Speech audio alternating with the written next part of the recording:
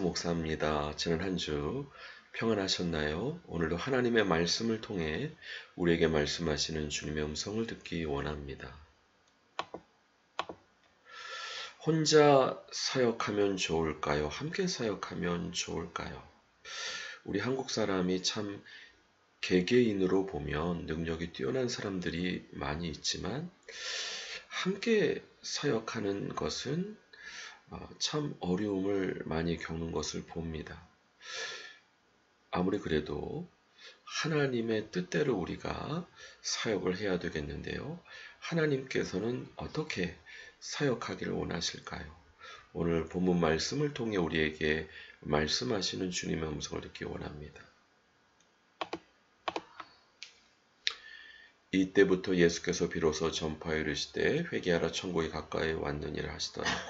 갈릴리 해변에 다니시다가 두 형제 곧 베드로라 하는 시몬과 그의 형제 안드레가 바다에 그물 던지는 것을 보시니 그들은 어부라. 말씀하시되 나를 따라오라. 내가 너희를 사람을 낚는 어부가 되게 하리라 하시고 그들이 곧 그물을 버려두고 예수를 따르니라.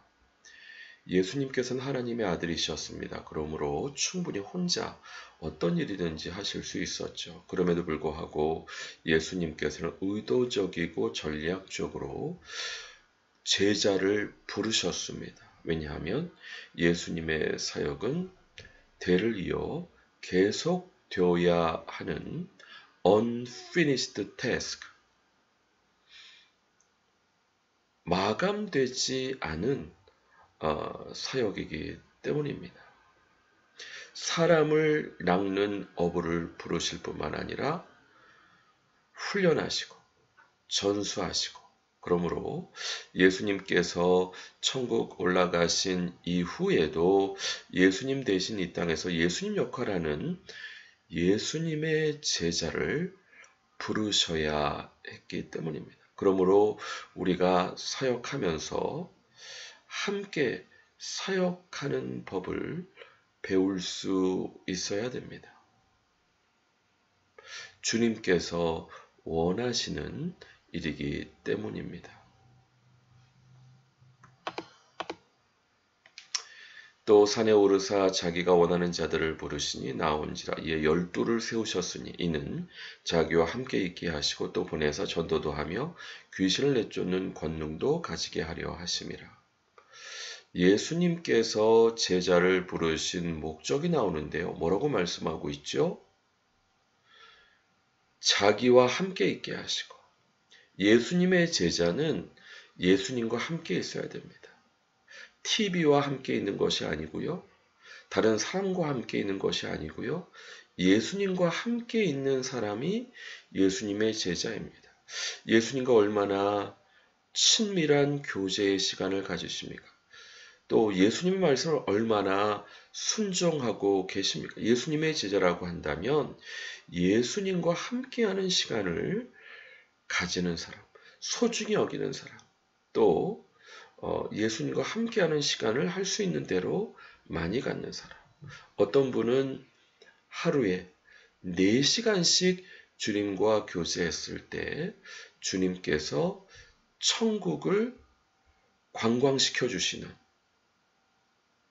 놀라운 체험을 하실 수 있었다고 하는데요. 예수님의 제자의 첫 번째 덕목은 예수님과 함께하는 시간을 갖는 겁니다. 뿐만 아니라 보내사 전도도 하며, 예수님의 제자는 주님께서 어디로 보내시든지 순종하여 갈 수 있는 사람이고 또 그곳에서 전도할 수 있는 사람이어야 됩니다.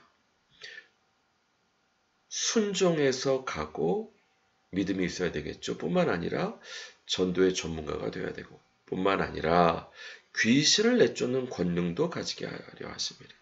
바로 예수님으로부터 권능을 전수받을 수 있어야 됩니다.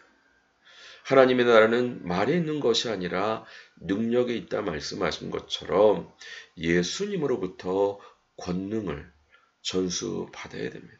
신학교 때 우리 교수님들이 하셨던 말씀 중에 아직도 생각나는 말씀이 있습니다.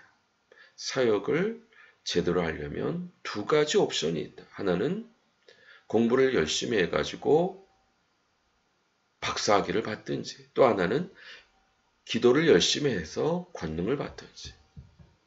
할 수 있으면 두 가지를 다 하면 좋겠죠. 그러나 무엇보다 필수적인 것은 주님으로부터 권능을 받을 수 있어야 됩니다. 예수님께서 왜 3년간 제자들과 동고동락하셨습니까? 함께 주님과 친밀한 교제를 할 수 있도록 관계를 세우시고 전도하는 예수님의 노하우를 전수받게 하실 뿐만 아니라 예수님의 권능도 전수해 주시기 원하셨기 때문입니다. 마찬가지로 우리가 사역할 때 예수님이 그러하셨던 것처럼 우리도 예수님의 제자로 또 다른 예수님의 제자를 세울 수 있게 하기 위하여 함께하는 시간, 또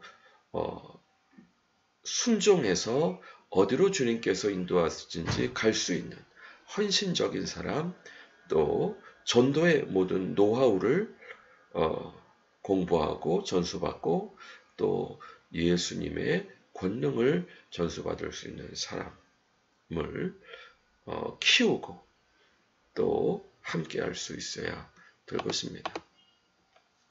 이러므로 요한의 세례로부터 우리 가운데 올려져 가신 날까지 주 예수께서 우리 가운데 출입하실 때 항상 우리와 함께 다니던 사람 중에 하나를 세워 우리와 더불어 예수께서 부활하심을 증언할 사람이 되게 하여야 하리라 하거늘. 바로 제자는 예수님 대신 예수님의 역할을 할 수 있는, 무엇보다 예수님의 부활의 증인으로서의 사명을 감당할 수 있어야 됩니다. 그러므로 우리가 제자를 세울 때 바로 예수님의 부활의 증인임과 동시에 또 우리 세대에 감당할 사명뿐만 아니라 다음 세대에 감당할 사명을 감당할 수 있는 사역의 계승자를 부르시고 훈련하시고 전수하시고 파송하시고 준비케 하시는 주님의 인도하심을 받을 수 있어야 될 것입니다. 뿐만 아니라 우리가 사도행전 11장 말씀 보시게 되면은 주님께서 새롭게 인도하시는 전도의 대상이 누군지 알아야 됩니다. 왜냐하면 주님의 도우심을 받을 수 있기 때문이죠. 유대인뿐만 아니라 흩어진 유대인들이, 크리스찬들이 헬라인에게도 예수님을 전파할 때 주님의 손이 함께 하셔서 수많은 사람들이 주님께 돌아오게 됩니다. 제가 조선족 교회 사역했는데요. 그 전까지는 조선족 교회가 없었는데 그때 조선족 교회 우리 담임 목사님께서 하나님께서 새로 인도하시는 조선족 동포들에 대한 사랑을 실천하며 그들에게 예수님을 전하는 사명을 감당했을 때 많은 동포분들이 주님께 돌아오게 되는 역사를 경험하는 것을 부교육자로서 함께했던 경험이 있습니다. 주님께서 새롭게 인도하시는 대상자가 누군지 뿐만 아니라 교회는 어떤 사람이 아니라 개인이 아니라 교회가 교회를 개척할 때 가장 효과적인 열매를 얻을 수 있는 예루살렘 교회가 바나바 착하고 성령과 믿음이 충만한 섬기는 리더를 보냈을 때 큰 무리가 주님께 더하게 되는 역사가 일어납니다. 특별히 일터 교회의 사명 중에는 그 일터 교회가 더 활성화될 수 있도록 인근 지역 교회와 연계하게 하는 부분도 중요한 부분 같습니다. 특별히 주님께서 헤드헌팅 하면서 한 기업을 전도하게 하실 때 그 지역 교회와 연결하게 인도해 주시는 주님의 인도하심을 경험할 수 있었습니다. 다만 그 기업의 지속적인 비즈니스적인 성과가 나지 못하므로 지역교회와 연계하는 부분이 지체되었는데 중요한 것은 비즈니스 구조 가운데 어떻게 사역의 비전을 사역의 구조를 세팅하는 것이 비즈니스 에즈 미션, 뱀 사역의 중요한 부분인데 그러므로 비즈니스 구조도 지속 가능해야 되고 또 그 비즈니스 구조 안에서 사역의 구조를 세우는데 그 사역의 구조도 지속 가능하게 하기 위하여 이 믿음의 계승과 사역의 계승이 일어날 수 있도록 제자를 키우는 부분 중요하다 말씀드릴 수 있겠습니다. 뿐만 아니라 바나바와 사울이 일령한 가르침이 비로소 그리스도인이라 일컬을 받게 되었더라. 바나바는 혼자 사역한 것이 아니라 나중에 바울이 된 사울을 찾아 다소로 가서 안디옥에 데려와서 함께 사역을 하니까 예수님의 제자로서의 정체성, 그리스도인이라 일컬음을 받을 정도로 열매가 맺히게 되는 결과를 주님 앞에 맺어드릴 수 있었습니다. 혼자 사역함은 한계가 있습니다. 그러나 함께 사역함을 하면 보다 온전한 사역을 할 수 있습니다. 왜냐하면 하나님께서 우리를 지체로 부르셨기 때문입니다. 모쪼록 우리가 예수님의 unfinished task, 아직 끝나지 않은 사역이 지속되게 하기 위해서 예수님의 제자, 사람을 낚는 어부를 불러야 되는데 함께 예수님과 함께하고 또 주님께서 어디로 부르시든지 순종해서 파송되는 헌신된 마음으로 또 전도의 노하우, 권능의 전수를 받아서 주님의 사역이 지속적으로 이루어지게 할 수 있는 그와 같은 예수님의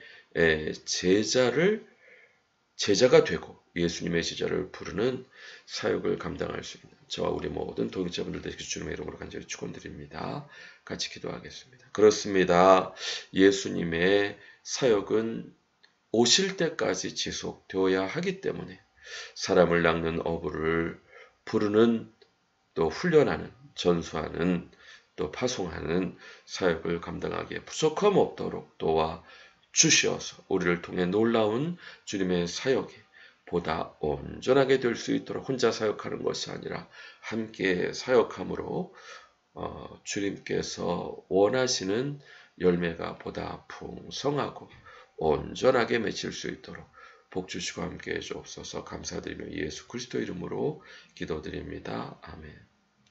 수고하셨습니다. 감사합니다. 또 다음 주 반갑게 뵙겠습니다.